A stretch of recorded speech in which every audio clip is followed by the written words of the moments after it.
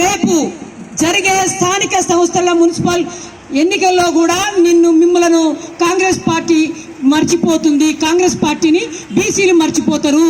ఎందుకు మర్చిపోతారంటే మీరు ఇచ్చినటువంటి వాగ్దానాలు ఏంది?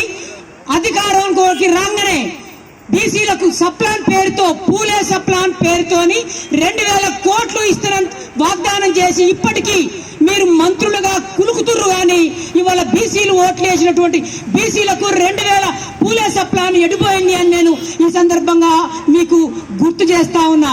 నేను చెప్తా ఉన్నా, భవిష్యత్తులో 2029 బీసీల యుగం రాబోతా ఉంది. బీసీ సీఎం రాబోతా ఉండు. కారణం ఏంటంటే ఇవాళ బీసీల ఐక్యత రాబోతా ఉంది. ఇంకో విషయం ఏంటంటే బీసీల ప్రధాని అని చెప్తున్నటువంటి మోడీ గారు ఓసీలకు రిజర్వేషన్లు ఇచ్చిండు. ఓసీలకు ఇచ్చిండు రిజర్వేషన్లు. ఎంత ఇచ్చిండు? 10% ఈడబ్ల్యూఎస్ రిజర్వేషన్లు మోడీ గారు ఇచ్చిండు. కానీ